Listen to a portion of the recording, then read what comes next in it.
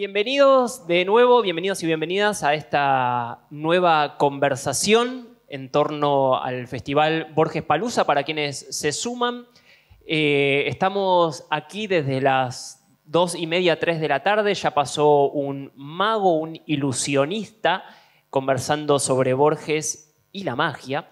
Luego tuvimos una charla de Borges para Centennials. Luego acaba de suceder la charla de Borges y la poesía. Todo esto lo pueden seguir desde nuestras redes, @BorgesPalusa, también desde nuestra cuenta oficial, que es www.borgespalusa.com, y damos agradecimiento también a todos los colegios que estuvieron pasando por aquí. Y está todo como muy solemne. Venimos como muy al palo, saqué a Monk y quedó todo como muy solemne. Bien, y acá vamos a hablar un poco sobre un tema que particularmente me interesaba, que es cómo leen las nuevas generaciones a Borges. La idea de este festival, yo lo vengo diciendo, que no es convertir el Borges Palusa en una misa. Esto no es una misa borgiana donde venimos a hablar bien de Borges o a hablar mal de Borges, o venimos a hablar de Borges.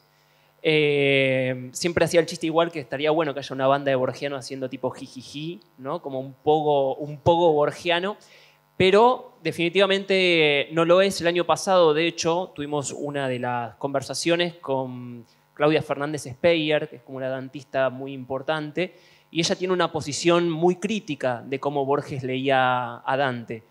Y yo cuando la presenté dije, por eso mismo estás acá, ¿no? Para que haya distintas visiones, porque lo peor que podemos hacer con Borges es quedarlo como un hecho inmóvil, fijo, es decir, como una palabra sagrada. Dicho lo cual, esta mesa me interesaba para ver, bueno, cómo la generación de los chicos y las chicas están leyendo a este escritor, si influyó o no influyó en su literatura. Acá no hay respuestas correctas e incorrectas, y eso me parece que va a ser lo importante, sobre todo para los centennials que quizás tienen intenciones de ser o convertirse en lectores y en escritores. Dicho lo cual, voy a hacer una pequeña presentación.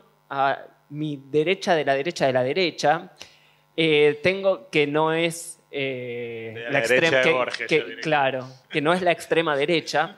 Tenemos a Mauro Libertela, que nació en Ciudad de México en 1983, creció y vive en Buenos Aires.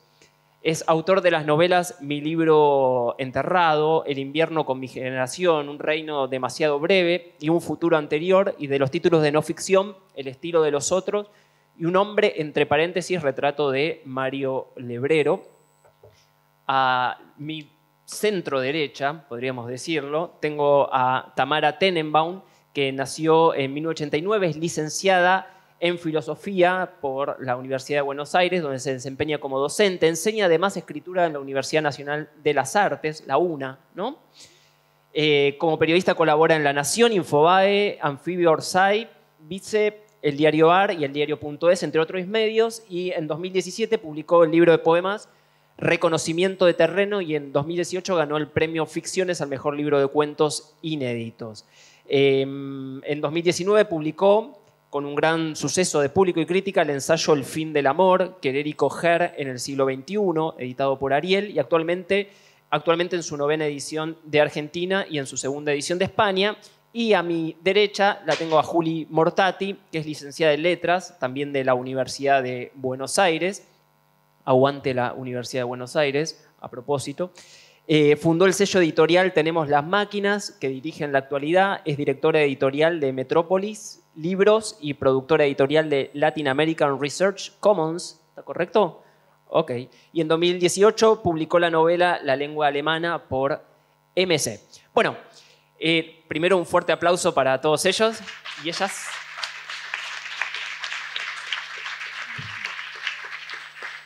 Vamos a empezar por preguntas muy elementales. Primero, ¿cuándo leyeron a Borges por primera vez? Si es que lo leyeron, porque también puede ocurrir que no lo hayan leído y no hay ningún problema. Así que si te parece empezar por la derecha, Mauro.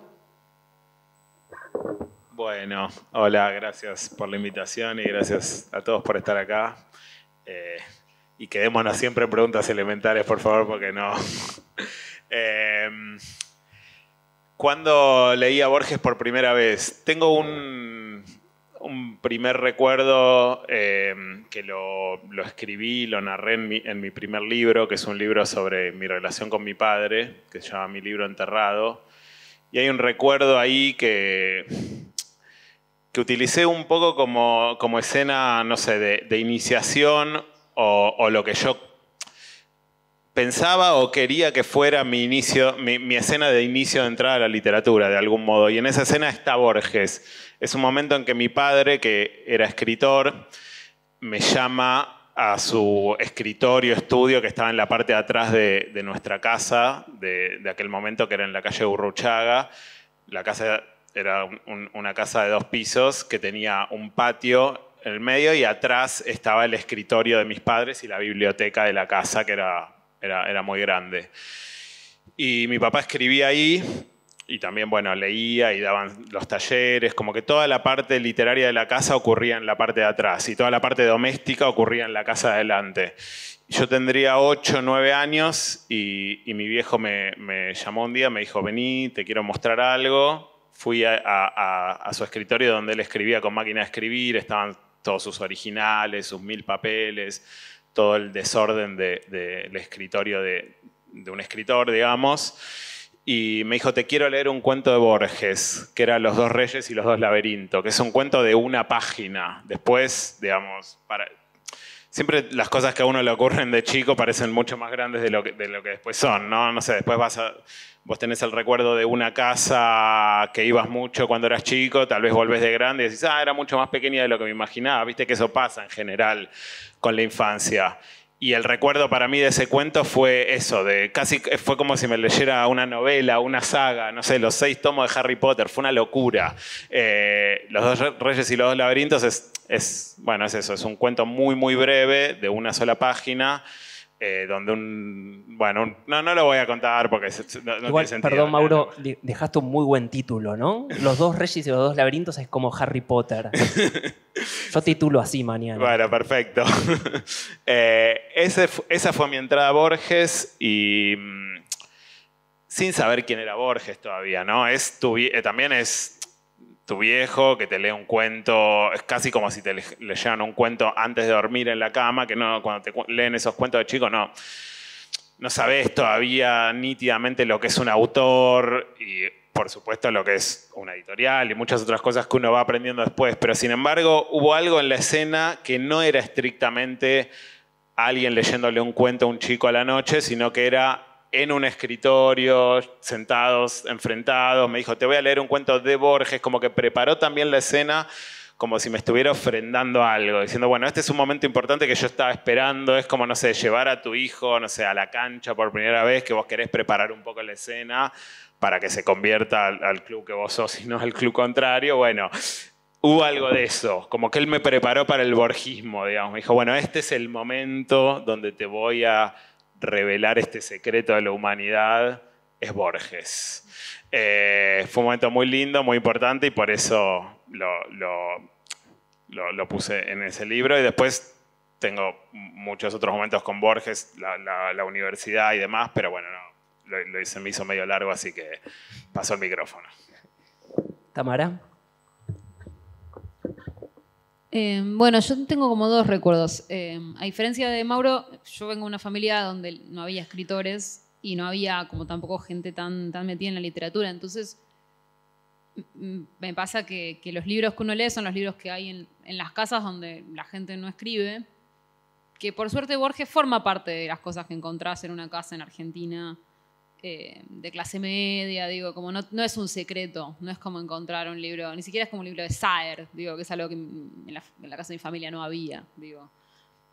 Las obras completas de Borges estaban en mi casa, entonces, o sea, tengo perfectamente el recuerdo de agarrar ficciones por primera vez y ni siquiera agarrar ficciones, porque efectivamente lo que había en la casa de mi mamá era esa edición de las obras completas de Borges que tiene como una foto del joven en el primer tomo, una foto del más grande, ¿no? Que es re linda. Y que entonces me acuerdo de leer cuentos que estaban en ficciones y después supe que estaban en ficciones, pero yo me acordaba solo en qué tomo estaban de eso. Como después cuando aprendí que ficciones era un libro importante, eso lo aprendí de grande. En el momento leía los cuentos que aparecían ahí. Y la otra cosa que me acuerdo es que el primer libro de poemas que leí de Borges, que era El oro de los tigres, porque mi abuelo tenía en El oro de los tigres un autógrafo de Borges, porque, bueno, Borges no murió hace tanto tiempo. Yo no me lo llegué a cruzar porque, de hecho, entiendo que Borges murió creo que en el año... 86. Un poco antes que yo naciera, exacto. 86, iba a decir 87. Pero no, entonces yo no me lo llegué a cruzar. Pero mi abuelo sí, y de hecho muchísima gente se lo cruzaba por la calle, como que en una época era un personaje que la gente se cruzaba y que de hecho, bueno, como bien sabrán, Borges no veía bien en el último tiempo de su vida y era muy común que lo tuvieras que cruzar. Por ahí se quedaba esperando en una avenida y la gente lo cruzaba. Entonces mi abuelo una vez lo cruzó, a Borges efectivamente, se lo cruzó y lo cruzó y le pidió un autógrafo porque la gente hacía eso. Y el autógrafo no estaba en el libro El oro de los tigres, sino que estaba en un papelito, porque obviamente mi abuelo no tenía El oro de los tigres justo el día que se cruzó Borges, pero sí lo guardaba ahí. Lo guardaba en esa edición que tenía él del oro de los tigres, que es uno de los libros de poemas de Borges. Entonces, es un libro que estaba en mi casa también y que además era un libro importante porque no había que perder el autógrafo de Borges que estaba ahí. Que además eso no decía nada, era solo el garabato, no decía para Luis con cariño. Sí. Era solo el garabato. Para Luis que me ayudó a cruzar. Nada decía, solo eso, el garabato. Y que además, o sea, si nadie te avisa ni siquiera podés saber que es una firma de Borges, yo no la reconozco. O sea, yo la reconozco porque la tengo muy presente de estar en ese libro, pero nada más. Entonces, en un libro que leí muchas veces, porque además había que leer con cuidado, porque no había que romperlo y nada, entonces... Ese fue mi otro, como los libros que recuerdo. Y ese libro tenía unos poemas preciosos. Me acuerdo bastante bien de ellos. Y como también era una poesía que si bien hoy no la llamaríamos ni fresca, ni coloquial, ni nada, sí lo era al lado de la poesía española que me hacían leer en el colegio. Entonces me daba la impresión de ser una poesía más cercana. Hoy quizás nadie piensa en ese adjetivo para hablar de Borges, pero sí, para mí sí, que no había tenido acceso a ninguna poesía más contemporánea, más canchera, sí lo era. Sí, dejo ahí una idea en el aire, que cuando Borges empieza a escribir en soneto a partir de los años 60, no sé, tenías a Girondo escribiendo la más médula, que era palabras cimentadas, es decir, había una suerte de gesto post-vanguardista escribir sonetos cuando todos estaban en la vanguardia poética inventando palabras. Y lo segundo, a propósito de lo que dice Tamara, yo siempre digo que Borges era como Luca, ¿no? Que todos se tomaron una ginebra con Luca, todos tienen una anécdota con Borges, lo cual efectivamente debe ser cierto, porque Borges lo veías caminando por Buenos Aires permanentemente. Si lo sabrá Bioy, que fue a comer como 40 años a su casa, ¿no? Bueno, Juli. Hola, buenas tardes. Gracias por estar acá y por la invitación al festival. Bueno, en casa sí, no había padres escritores, no había bibliotecas tampoco, así que los libros un poquito los fui llevando yo con el tiempo. A Borges sí, bueno, recuerdo que, bueno, haberlo leído en la secundaria por primera vez, no me acuerdo, tengo esa imagen, ¿no? El Minotauro, el laberinto, ¿no? Como algo que me hace acordar a Borges, como que es como, Borges parece es un escritor que lo puedes leer casi en cualquier momento de tu vida, desde los 15, diría, o 14, o 13, o 8 años, y entender cosas diferentes, ¿no? Agarrás un texto y entendés cosas distintas, ¿no? Te pega distinto. Pero obviamente después, bueno, sí, fue en la facultad, en letras, donde me puse a leerlo por primera vez y me acuerdo que una amiga le habían regalado las obras completas porque, bueno, habíamos terminado el secundario, entonces una tía le regaló las obras completas, entonces le dije, tengo que hacer un trabajo para la facultad, es mi oportunidad para que me las prestes. Así que me las dio, ella las tenía ahí como muy archivadas debajo de... Estudiaba diseño de indumentaria, las tenía entre telas y cosas, bueno, y entonces las rescaté de ahí y eso, y me acuerdo de hacer un trabajo sobre Borges, bueno, ya ni sé qué escribí, pero fue linda la experiencia. no sé, tengo un recuerdo de estar con los libros abiertos y tirada en el piso, a ver, tenía que decir algo. Esa era la consigna, decir algo sobre un cuento. Creo que hice una muy mala lectura, pero me saqué buena nota igual. Bien, eso es lo que importa. Por lo que veo hay como una coincidencia por momentos familiar, por momentos intuitiva, de que había algo y también presencial, es decir, que estaba el objeto en la casa. Pasemos a una segunda etapa, que ya es la etapa superior a eso, donde cuando ustedes empiezan a formarse como escritores y escritoras, si tenían a Borges como una dirección o si estaban mirando otro tipo de horizontes literarios. Y acá introduzco aquella famosa frase de Gombrowicz, ¿no? Que decía hay que matar a Borges. Creemos que lo decía metafóricamente, supongo, pero está esta idea, digamos, nucleada en esa frase de, bueno, cómo escribir literatura después de Borges, sobre todo en Argentina, ¿no? Es como, no sé, me imagino que los contemporáneos a Cervantes decían, che, ¿qué hacemos después de que escribió el Quijote? Mauro.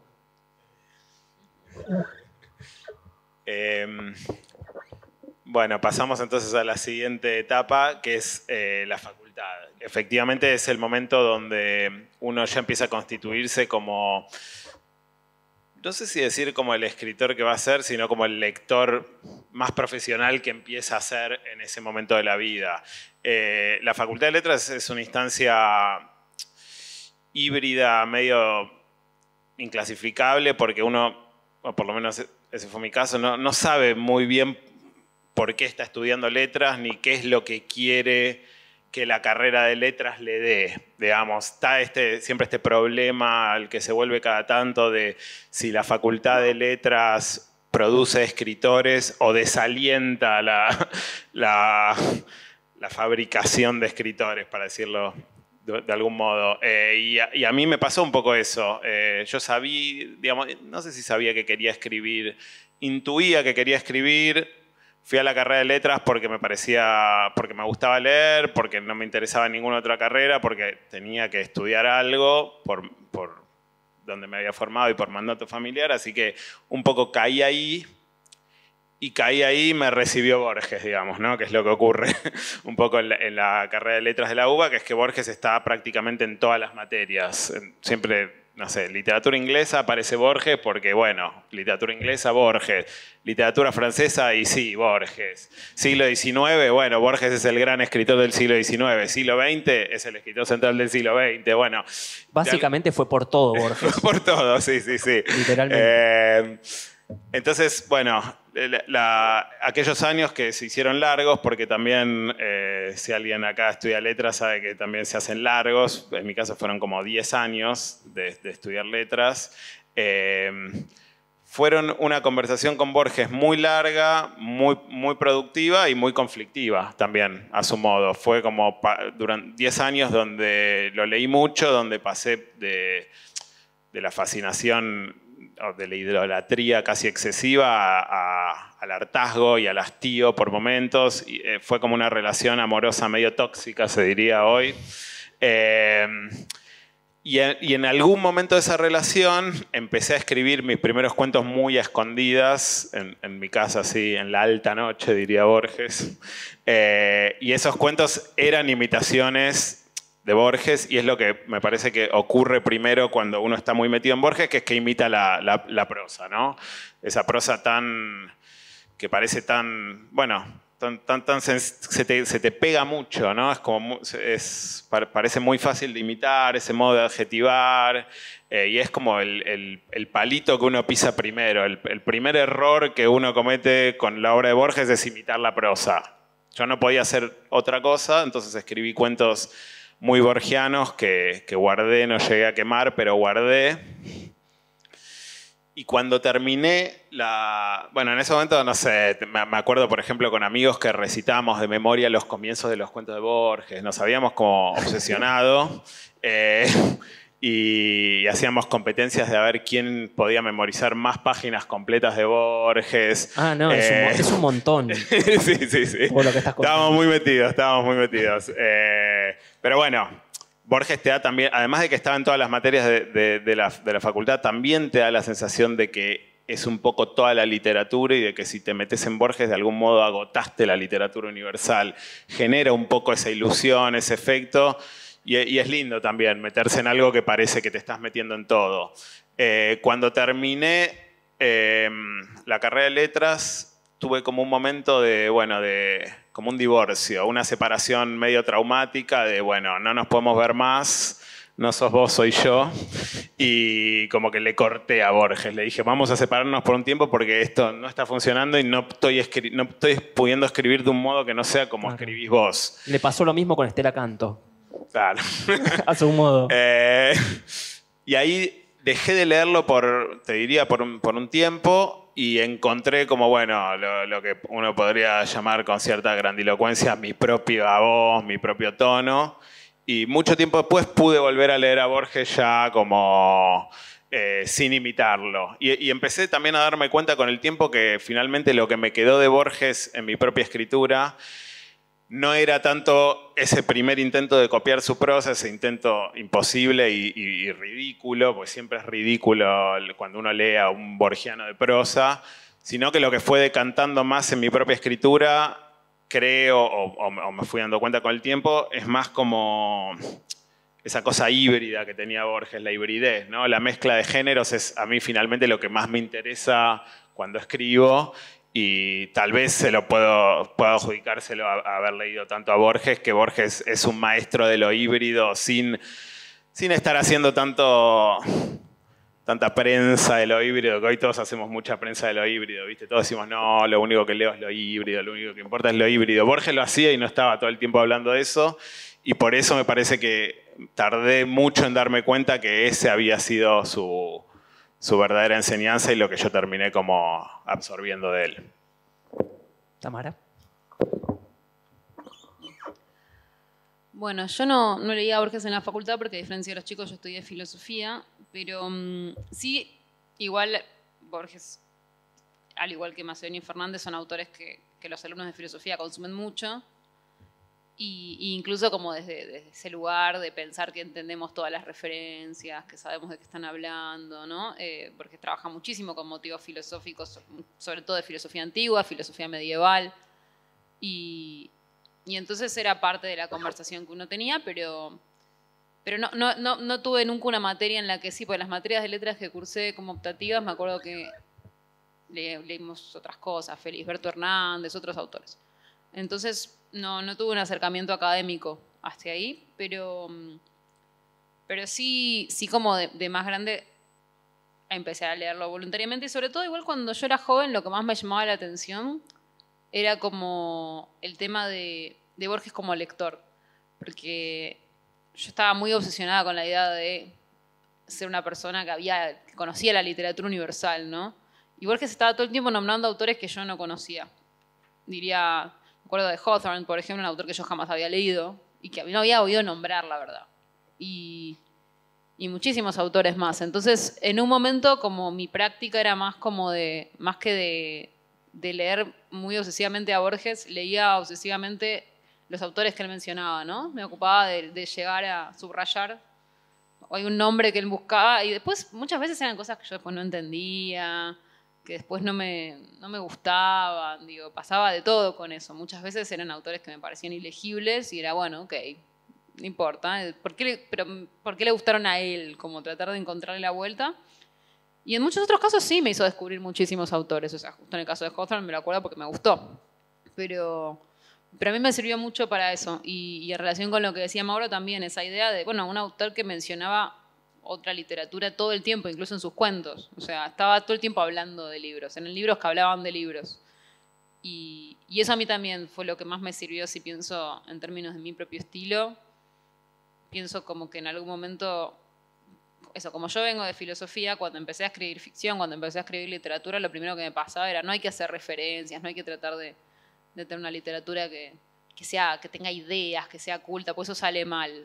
Y a Borges no le salía mal, a Borges le salía bien. Entonces, como esto se puede hacer bien, sin que sea presuntuoso y sin que esté también mal usado. Digamos, hay formas de hacer esto sin que sea pretencioso ni mal usado. Exactamente, una hora de elegancia. Pero en mi caso, para mí había que irse y volver. Un poco lo que vos contás también, de imitarlo y irse y volver. Me parece que en mi caso fue también eso, decir, bueno, no me interesan las ideas en la literatura, no tiene nada que ver con las ideas, todo tiene que ser imágenes y no sé qué. Después, bueno, no es así como quiero escribir y no es la única forma de escribir literatura. Sí, yo me acuerdo que hace unos 20 años más o menos trabajaba en un diario y bueno, había muchos escritores que trabajaban en ese diario y estaba, ¿no?, el fantasma, bueno, y era un suplemento cultural, entonces la pregunta que hacíamos todos los años a todos los escritores era, bueno, hay que matar a Borges, ¿cómo escribir después de Borges? Y los escritores pasaban por ahí, basta de Borges, decían, mátenlo, ya está, ya fue. Yo decía, ay, qué liberador, qué bueno, no tenemos que tener este peso, ¿no? Como que esta escritura tan espectacular y perfecta. La verdad que a mí, Borges me inspira a leer, no me inspira a escribir nada, porque lo veo tan perfecto, tan acabado, tan genial, que a mí me aleja de la escritura, ¿no? Como algo así tan cerrado. Pero por otro lado, tiene como un montón de ideas sobre la escritura, sobre la literatura, y mismo su personalidad, de cómo se enfrentaba a eso él, que sí, como que son muy inspiradoras, ¿no?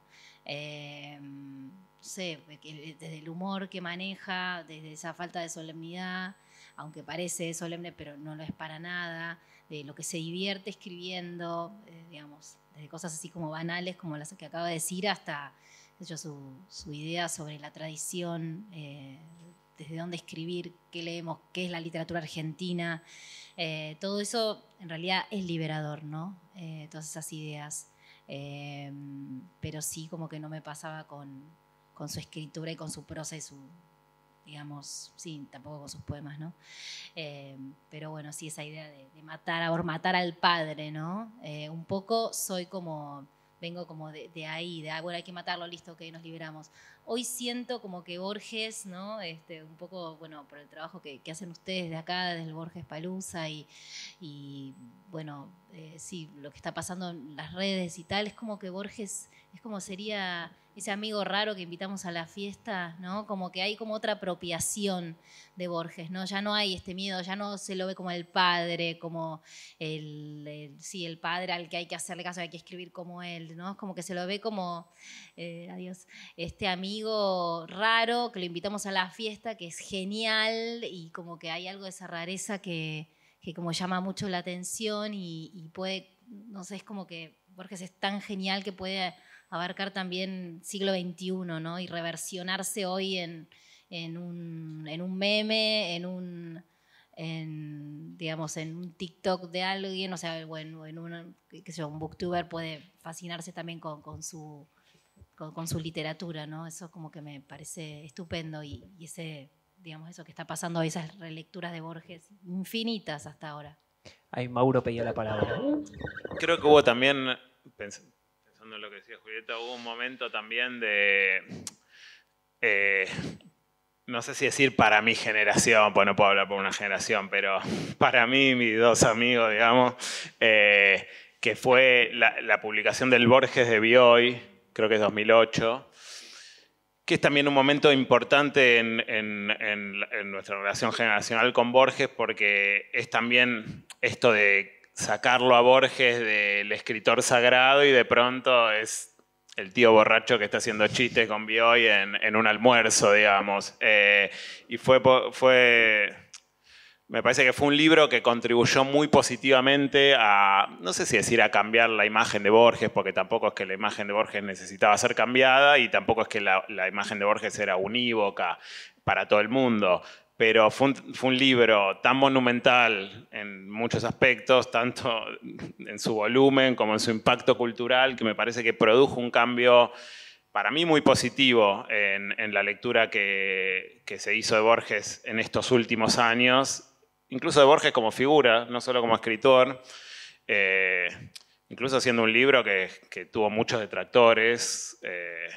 María Kodama fue la primera, pero otros también que criticaban incluso esto que yo pondero, que es el impacto cultural sobre una figura tan consagrada, digamos, como el cambio de cambiarle un poco el eje. Aprovecho la observación de Mauro y les pregunto en esta construcción de la figura pop de Borges, ¿no? Como un poco el Borges Palusa trata de representarlo, pero para tratar de entender, creo que más o menos somos de la misma generación, 80s, ¿no? 80s, ok. Por ejemplo, en 1970 aparece una película que protagoniza Mick Jagger, aparece Mick Jagger, una película llamada Performance, aparece leyendo fragmentos de cuento El Sur y de Thlon Ukvar Orbis Tertius en medio de sexo, drogas, rock and roll y Borges. Digamos, y de repente Borges aparece en la gauchesca, aparece en el criollismo, aparece en la física cuántica. ¿Cómo ven ustedes que se convierte en esa figura pop al punto de que ahora están los memes borgianos? Bueno, Mauro dio una aproximación a partir del libro de Bioy. ¿Ven otros factores que determinan esto? Quizás no, ¿eh? Sí, no, como que hay fans, ¿no? Hay fans de Borges, hay gente, o sea, que es un escritor muy productivo y toda la crítica que se escribe sobre Borges también, bueno, hay mucho, pero muy interesante, de Argentina y de afuera, ¿no? Ahí hay también un intento de, o sea, se pueden seguir diciendo miles de cosas de Borges y ya se dijeron un montón. Eso es impresionante. Y qué sé yo, no sé, pienso en Santiago Liach, por ejemplo, bueno, es fascinado por Borges, hace los recorridos por toda la ciudad sobre Borges. La cantidad de gente que se anota es impresionante. Es como un lector, digamos, es un escritor que puedes leer y seguir leyendo y lo lees un día y encontrás algo, lo lees otro y, no sé, estabas de mal humor. Digamos, no pasa eso con todos los escritores, ¿no? Y bueno, eso. Bueno, también es un escritor que ha sido muy traducido. O sea, yo creo que en parte de esto que vos decís, o sea, el ejemplo que pones de Mick Jagger es porque efectivamente es un escritor que, digamos, vos hablas con gente más o menos interesada en la literatura en otros países y lo han leído. Como nosotros podemos hoy leer a Carrera y nos parece lógico que todo el mundo sepa quién es. Entonces, yo creo que eso por supuesto contribuye porque tenés esos famosos que lo leen, que lo recomiendan, que vienen a Buenos Aires y quieren conocer la Buenos Aires de Borges. También creo que hay algo de eso, de los escritores argentinos, probablemente de los famosos, Borges es el más porteño. Por supuesto que hay mucha gauchesca en su literatura y muchas cosas que no se corresponden con el imaginario de Buenos Aires, pero sí, también hay mucho de Buenos Aires y eso hace que sea un escritor más fácil de internacionalizar, en el sentido de que la gente quiere leer sobre ciudades, ¿no? O sea, es muy curioso porque en realidad hoy si querés vender literatura latinoamericana tenés que venderla como algo más salvaje, pero en otros lugares, de hecho, o sea, en otra época podían leer a Borges como si fuera un autor que ellos podrían pensar que es francés, no sé, también tiene eso Borges, que es un autor que al mismo tiempo que es muy local, sus temas principales son profundamente universales y entonces es un autor que ha viajado bien, que no pasa lo mismo con otros autores que pueden ser igual de fascinantes. Y a la vez, la otra cosa que tiene es que es un autor culto en el sentido de que sus libros están llenos de referencias y todo eso, sin ser críptico, como por ejemplo son autores que no pueden viajar de la misma manera, como ya lo mencioné, Macedonio Fernández, que siempre son autores que van a estar en otro lugar, porque no creo que veamos algún momento que se ponga de moda Macedonio Fernández. No hay ningún problema con eso. No lo hace mejor ni peor autor. Pero creo que Borges reunió como ciertas condiciones, ciertas condiciones casuales y no casuales que lo hicieron muy, muy fácil de circular entre lo alto y lo bajo, que eso es algo muy, muy raro. Ojo que podemos hacer el Macedonio Palusa y lo instalamos a Macedonio. A propósito de lo que decía Tamara, recuerdo a Piglia, ¿no? Que contaba que los autores estadounidenses, por ejemplo Philip Dick, lo leían en revistas de ciencia ficción a Borges. No lo leían desde el campo académico, sino como ciencia ficción, y él ponía el ejemplo de Un hombre en el castillo, ¿no? The Man in the Castle Heights, que también se hizo una serie que es muy buena. Así que sí, la traducción definitivamente yo creo que que operó para eso. Y también parte de la actualidad de Borges me parece que tiene que ver con esto de que creemos o sentimos que Borges se adelantó a muchos de los fenómenos que hoy están ocurriendo, en principio Internet, por ejemplo. Eso lo menciona Piglia en sus clases, que, dicho entre paréntesis, el Borges de Piglia de la televisión pública me parece que fue otro momento generacional muy importante donde la lectura de Borges viró hacia otro lado. Y ahí Piglia dice esto, dice que Borges parece haberse adelantado a muchas de las cosas que hoy nos están ocurriendo, como, no sé, la hiperconectividad, por ejemplo, y eso también me parece que hace que la vigencia de Borges, bueno, eso, que siga estando vigente de otro modo. Bien, les hago la última pregunta y ya vamos redondeando. Los tres hablaron bastante de Borges como lector, ¿no? Además de como escritor y, digamos, de esta figura. De hecho, en el discurso inaugural de la Feria del Libro, Martín Cohen hablaba, ¿no? Que quizás falta más esa figura de que es solo lector, ¿no? El oficio en sí mismo. Preguntarles a ustedes cómo, si en las lecturas que hacen de sus contemporáneos, de los contemporáneos de su generación, si encuentran rastros borgianos, si se quiere, digo en sentido amplio, puede ser la brevedad, puede ser el uso de ciertos elementos, o por el contrario no, o ven que la literatura argentina fue para el otro lado, si se quiere a Saer o a Aira, etc. Sí, son... A ver. No, sí, yo quería... Ideas nada más, sí, aproximaciones. No, yo traje, no es una publicidad encubierta esto, pero traje este libro de Sousa, de Nina Avellaneda, que publiqué por Tenemos las Máquinas, que es de una autora chilena que nació en 1989, y el libro aparece con Borges, ¿no? Que se lo encuentra en el metro.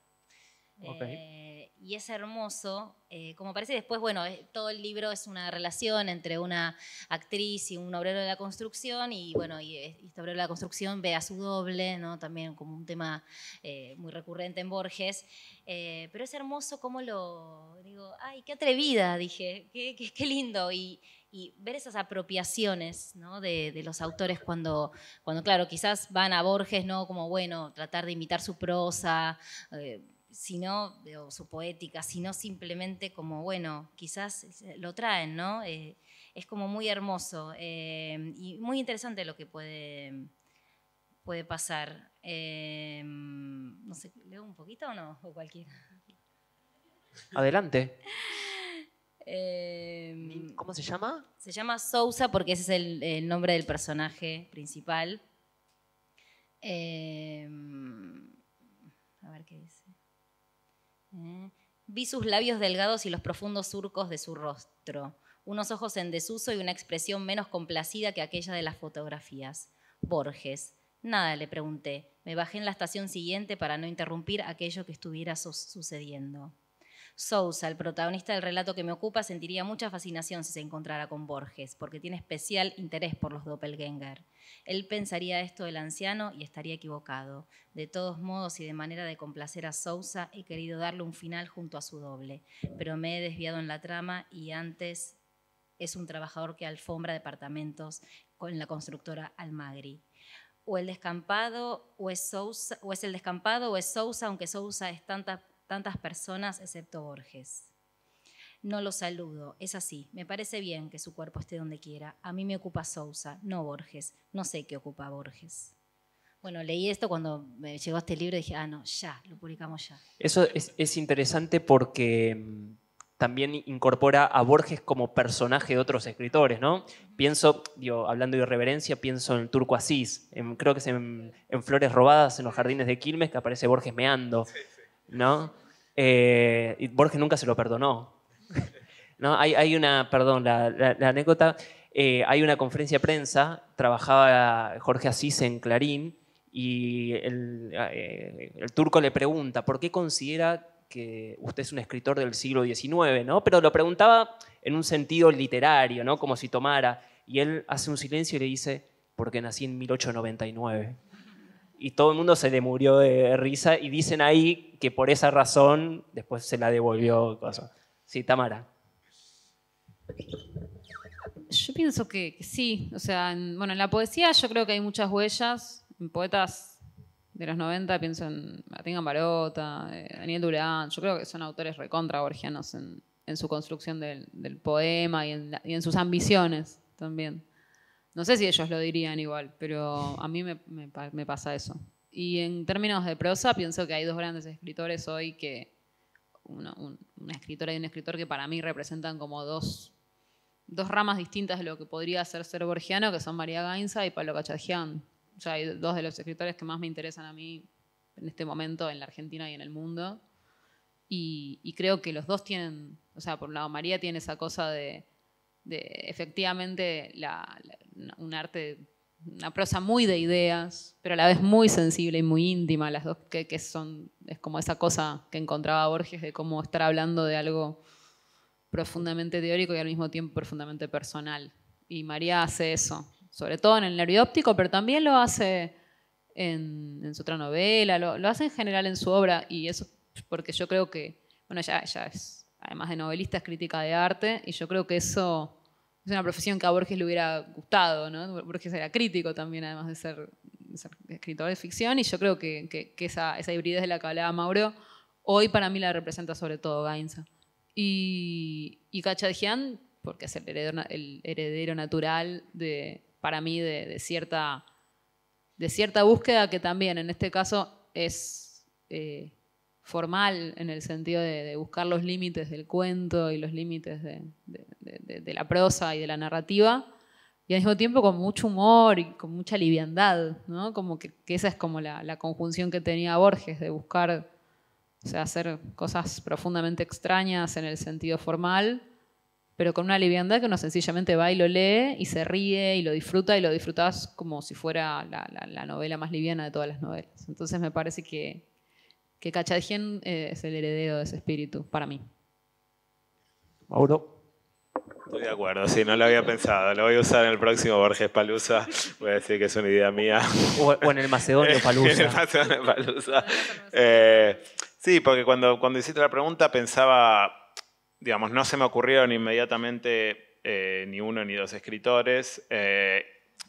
Y vos habías mencionado a Saer y a Aira, que son casos donde parece ser más nítido, por lo menos la producción de epígonos, te diría.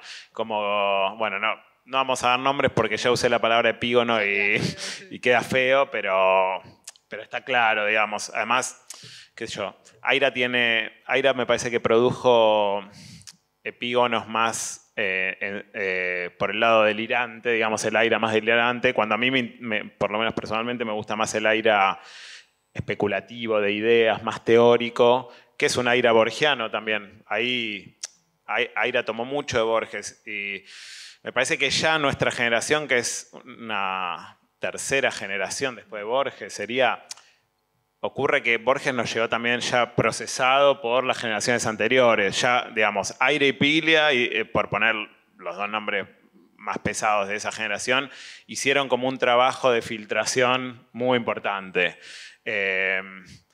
Después vino la generación intermedia, la generación siguiente, digamos, la de Alan Pauls, Martín Cohen es un poco más joven, pero esa generación, Goebel también es muy borgiano a su modo. Es como que se fue depurando y fue como mutando lo borgiano hasta que a nosotros nos llega ya mucho más astillado, mucho más disperso y al mismo tiempo mucho más estructural ya. Es como si Borges estuviera en los libros de los que nunca leyeron a Borges. Eso es como muy, muy lindo y es como el legado final, digamos, ¿no? Es como casi el sumum del escritor. Es como la posteridad absoluta. Bueno, eso. Bueno, les agradecemos muchísimo a Juli, a Tamara y a Mauro por sus ideas, por sus aproximaciones y por la buena onda de haberse sumado al Borges Palusa. Les damos un gran aplauso.